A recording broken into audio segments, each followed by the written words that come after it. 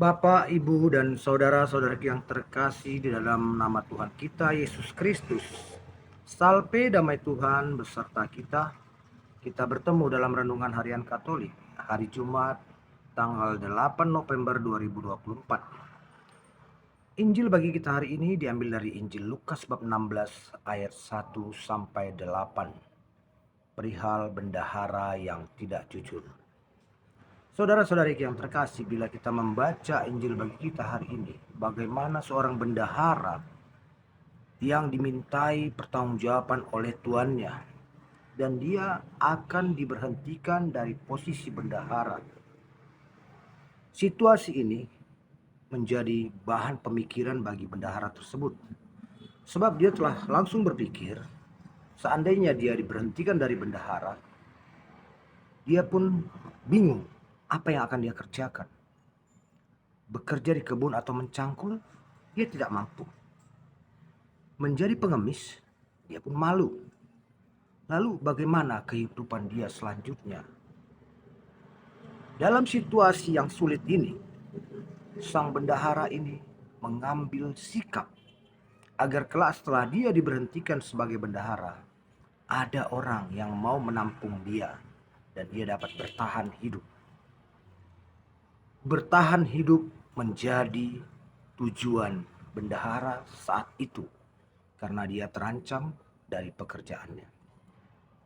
Situasi ini ia manfaatkan sebelum ia dipecat, dan ia menemui orang-orang yang berhutang kepada tuannya. Yang jelas perhitungan harus melalui dia karena dialah bendahara.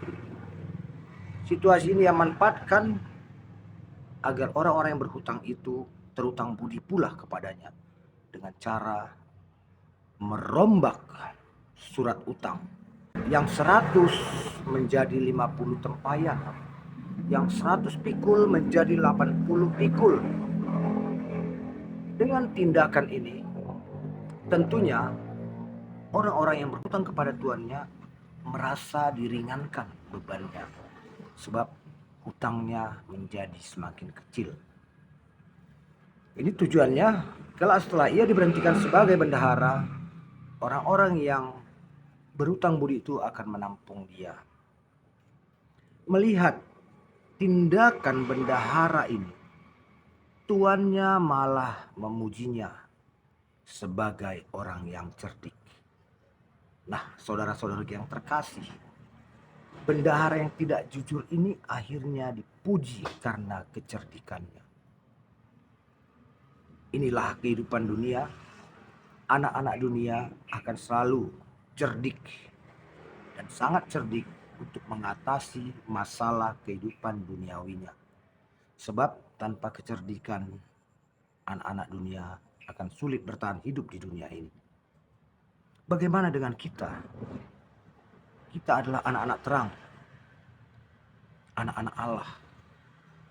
Jika anak dunia tujuan hidupnya adalah bertahan hidup di dunia, kita anak terang tentu tujuan hidup kita adalah untuk dapat meraih kebahagiaan abadi di surga. Apakah kita sudah cukup cerdik untuk mengejar tujuan kita, yaitu kebahagiaan abadi di surga? Saudara-saudari yang terkasih dalam Tuhan kita Yesus Kristus, dalam Injil Tuhan bagi kita hari ini, kita sebagai anak-anak terang yang telah diberi akal budi, kebijaksanaan, diberi talenta, kita dituntut pula untuk cerdik, memanfaatkan segala talenta, akal budi yang ada pada kita untuk cerdik menggunakannya agar dapat bertahan dalam iman akan Tuhan kita Yesus Kristus. Sebab hanya dalam Tuhan kita Yesus Kristuslah kita akan memperoleh tujuan akhir kita, yaitu keselamatan abadi. Hanya dalam nama Yesus Kristus kita akan diselamatkan. Karena itulah tujuan akhir kita. Kita pun harus cerdik mempertahankan, membela iman kita, agar kita tidak dapat dikelabui oleh anak-anak dunia. Kita adalah anak-anak terang, harus lebih cerdik daripada anak-anak dunia.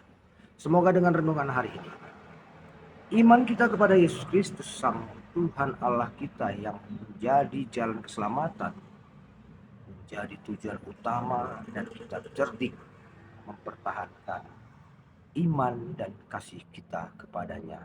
Amin. Tuhan memberkati.